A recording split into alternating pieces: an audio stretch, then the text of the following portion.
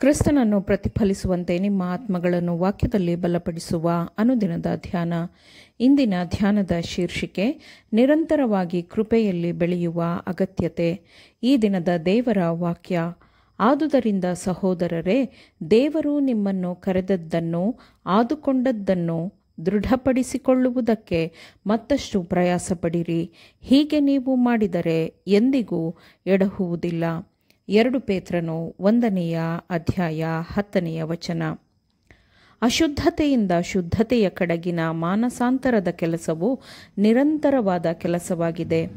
ದಿನದಿಂದ ದಿನಕ್ಕೆ ದೇವರು ಮನುಷ್ಯನ ಶುದ್ಧೀಕರಣಕ್ಕಾಗಿ ಕೆಲಸ ಮಾಡುತ್ತಿದ್ದಾನೆ ಮತ್ತು ಮನುಷ್ಯನು ಸರಿಯಾದ ಅಭ್ಯಾಸಗಳ ಬೆಳವಣಿಗೆಗಾಗಿ ನಿರಂತರವಾಗಿ ಶ್ರದ್ಧೆಯ ಪ್ರಯತ್ನಗಳ ಮೂಲಕ ಅವನು ದೇವರೊಂದಿಗೆ ಸಹಕರಿಸಬೇಕು. ಅವನು ಕೃಪೆಗೆ ಕೃಪೆಯನ್ನು ಸೇರಿಸಬೇಕು ಮತ್ತು ಮನುಷ್ಯನು ಸೇರಿಸಿಕೊಳ್ಳುವ ಯೋಜನೆಯಲ್ಲಿ ಕೆಲಸ ಮಾಡುವಾಗ ದೇವರು ಮನುಷ್ಯನಿಗಾಗಿ ಹೆಚ್ಚಿಸುವ ಯೋಜನೆಯನ್ನು ಮಾಡುತ್ತಾನೆ. ತಗ್ಗಿಸಿಕೊಂಡ ಹೃದಯದ ಪ್ರಾರ್ಥನೆಯನ್ನು ಕೇಳಲು ಮತ್ತು ಅದಕ್ಕೆ ಉತ್ತರಿಸಲು ನಮ್ಮ ರಕ್ಷಕನು ಸದಾ ಸಿದ್ಧನಿದ್ದಾನೆ ಮತ್ತು ತನ್ನನ್ನು ನಂಬುವವರಿಗೆ ಕೃಪೆಯನ್ನು ಶಾಂತಿಯನ್ನು ಹೆಚ್ಚಿಸಲು ಅವನು ಸದಾ ಸಿದ್ಧನಿರುತ್ತಾನೆ.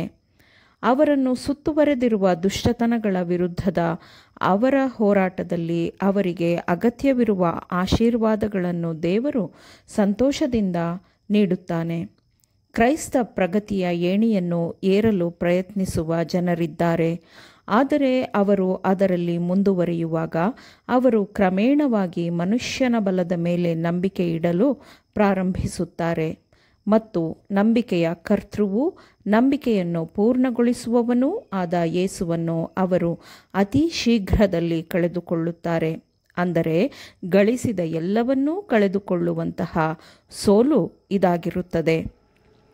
ಈ ಮಾರ್ಗದಲ್ಲಿ ಬೇಸತ್ತ ಅವರು ತಮ್ಮ ಹೃದಯ ಮತ್ತು ತಮ್ಮ ಜೀವನದಲ್ಲಿ ಬೆಳೆಯುತ್ತಿರುವ ಕ್ರೈಸ್ತೀಯ ಅನುಗ್ರಹಗಳನ್ನು ಕಸಿದುಕೊಳ್ಳಲು ಬರುವ ಆತ್ಮಗಳ ಶತ್ರುವನ್ನು ಅವನು ಅನುಮತಿಸಿದಾಗ ಅಂತಹವನ ಸ್ಥಿತಿ ನಿಜಕ್ಕೂ ದುಃಖಕರವಾಗಿರುತ್ತದೆ.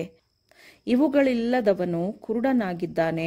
ಅವನು ದೂರದೃಷ್ಟಿ ಇಲ್ಲದವನಾಗಿದ್ದು ತನ್ನ ಹಿಂದಣ ಪಾಪಗಳು ಪರಿಹಾರವಾಗಿ ತಾನು ಶುದ್ಧನಾದದ್ದನ್ನು ಮರೆತು ಬಿಟ್ಟಿದ್ದಾನೆ ಎಂದು ಅಪೊಸ್ತಲನು ಹೇಳಿದ್ದಾನೆ.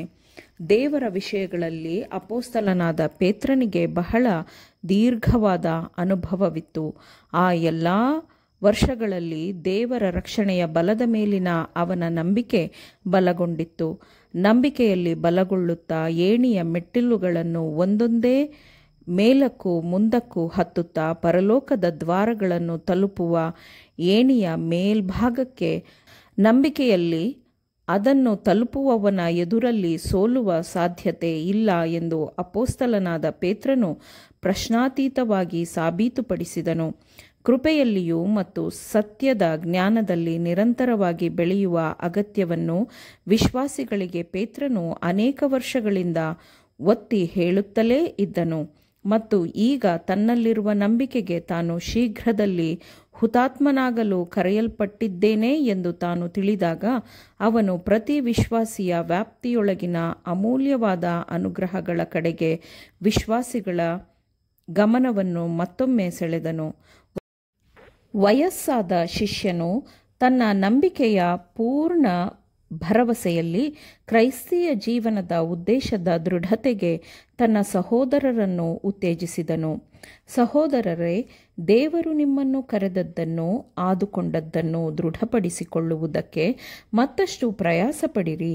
ಹೀಗೆ ನೀವು ಮಾಡಿದರೆ ಎಂದಿಗೂ ಎಡಹುವುದಿಲ್ಲ ಮತ್ತು ನಮ್ಮ ಕರ್ತನೂ ರಕ್ಷಕನೂ ಆಗಿರುವ ಯೇಸು ಕ್ರಿಸ್ತನ ನಿತ್ಯ ರಾಜ್ಯದಲ್ಲಿ ಪ್ರವೇಶಿಸುವ ಹಾಗೆ ದೇವರು ನಿಮಗೆ ಧಾರಾಳವಾಗಿ ಅನುಗ್ರಹಿಸುವನು ಎಂದು ಅಪೊಸ್ತಲನು ಹೇಳಿದ್ದಾನೆ. ಎಂತಹ ಅಮೂಲ್ಯವಾದ ಅದ್ಭುತವಾದ ಭರವಸೆಯಲ್ಲವೇ? ಹೌದು, ನಂಬಿಕೆಯುಳ್ಳವನು ಕ್ರೈಸ್ತೀಯ ಪರಿಪೂರ್ಣತೆಯ ಉತ್ತುಂಗದತ್ತ ನಂಬಿಕೆಯಿಂದ ಮುನ್ನಡೆಯುವಾಗ ಅವನ ಎದುರಲ್ಲಿ ಇರುವ ಭರವಸೆಯು ಅತ್ಯಂತ ಅದ್ಭುತವಾದದ್ದು, ಅಮೂಲ್ಯವಾದದ್ದು. ಆಮೇನ್. ದೇವರ ವಾಕ್ಯಗಳನ್ನು ಶ್ರದ್ಧೆಯಿಂದ ಆಲಿಸುವವರು ಮಾತ್ರವೇ ಆಗಿರದೆ ಪಾಲಿಸುವವರೂ ಆಗಬೇಕೆಂದು ನಿಮ್ಮನ್ನು ಉತ್ತೇಜಿಸುತ್ತೇನೆ. ಪರಿಶುದ್ಧಾತ್ಮನ ಸಹಾಯದಿಂದ ಆಲಿಸಿದ ನಿಮ್ಮೆಲ್ಲರಿಗೂ ಧನ್ಯವಾದಗಳು. ಮತ್ತೆ ದೈನಂದಿನ ಧ್ಯಾನಕ್ಕಾಗಿ ನಾಳೆ ಸಂಧಿಸೋಣ. ಆಮೇನ್.